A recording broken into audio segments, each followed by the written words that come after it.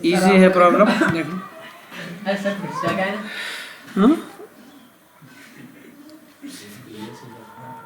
Last model paper का है। देखो लास्ट ईयर आया। So on 31 March 2018 the balance sheet of a limited company disclose the following position. ठीक है, company के शेयर से शेयर्स की वैल्यू कैसा निकलती। ठीक है, शेयर्स कैसा काम करते पूरे चैप्टरों में करे अपन शेयर्स का प्रोसेस। अब प्रेजेंट वैल्यू शेयर्स की क्या है कैसा मालूम होगा अभी।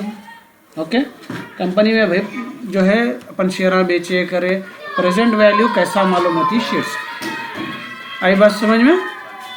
तो सबसे पहले अपने को यहाँ पे बैलेंस शीट दे दिया, तो यहाँ बैलेंस शीट में कंपनी के डिटेल्स दे देता हूँ, एसेट्स कितने हैं, लाइबिलिटीज कितने हैं, उस हिसाब से अपने जो शेयर्स है उसकी प्रेजेंट वैल्यू कैलकुलेट करना। तो ये प्रॉब्लम का नाम है अपने को जो है compute the value of shares, यानी कंपनी शेयर्स की वैल्यू कैलकुलेट करना, वैल्यू ऑफ शेयर्स बोलेंगे इसको। ठीक है, इसमें दो है 50 यूनिट में। पहला गुडविल है, कल एक कराया था सैंपल प्रॉब्लम आपको, दूसरा है शेयर्स। ओके, तो वैल्यू ऑफ शेयर्स बहुत इजी है ये। यहाँ पे आपको कंपनी की पोजीशन दिया, एसेट साइड में फिक्स एसेट्स दिया, करंट एसेट्स दिया, गुडविल, और लाइबिलिटी में जो है आपको इशू जो है कैपिटल अपन 10 रुपये से शेयर्स जो है इशू करे थे, 4 लाख रुपए के शेयर्स हुए थे। तो यहाँ पे अपन क्वांटिटी कैलकुलेट कर लेना, कितने हो रहे हैं भाई, 40,000 शेयर हो रहे हैं। ठीक है, 40,000 शेयर हो रहे हैं अपने, और जनरल रिजर्व 90,000 है अपने पास पड़े हुआ है। सो और प्रॉफिट एंड लॉस अकाउंट में 20,000 आई थी अपने को last year. 5% debentures, debentures 1 lakh क्या होते, लॉन्ग टर्म बोरिंग, याद है ना, पे करने के।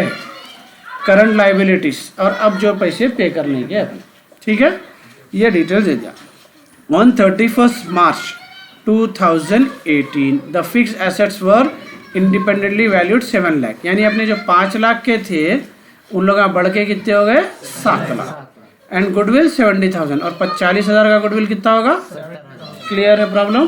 चलो, compute the value of company share by net asset method, net asset method से करना है। सिंपल है, valuation of share, particular amount done.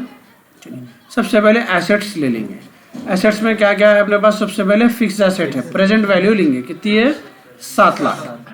ठीक है, उसके बाद फिर जो है करंट एसेट्स 2 लाख, गुडविल 70,000, फिलहाल ये अपने 9,70,000 रुपये क्या हो गए, एसेट्स। लाइबिलिटीज में जो है अपने को पेमेंट्स जो करना है वो लेना खाली।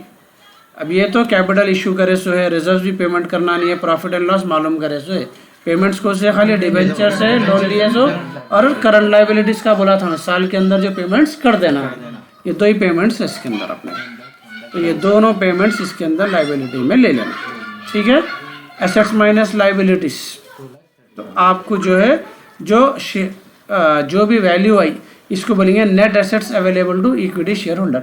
इतना वैल्यू, इतना सामान कंपनी का। सिंपल क्या है भाई, सिंपल लॉजिक समझाता हूँ।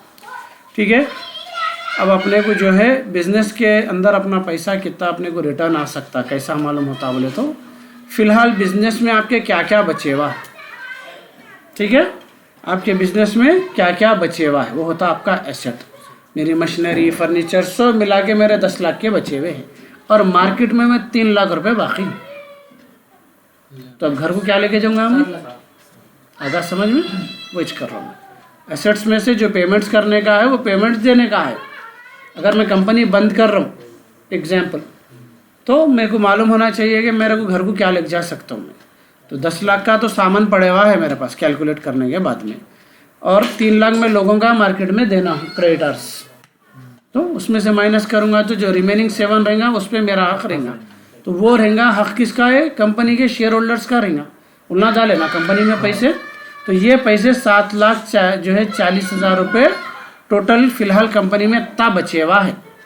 तो उतने कितने मेंबर्स डाले हुए पैसे, 40,000 शेयर्स है ना, तो उतने से 40,000 को डिवाइड करो, एक शेयर की वैल्यू 18 रुपये 5 नहीं 50 पैसे हो गया, खत्म। 12 मार्क्स का है। ठीक है, इजी है। ये है 10 रुपये का शेयर था, बढ़ के वैल्यू क्या होगी इसकी 18 रुपये 50। इस हिसाब से कंपनी के शेयर्स की वैल्यू बढ़ती है। ओके।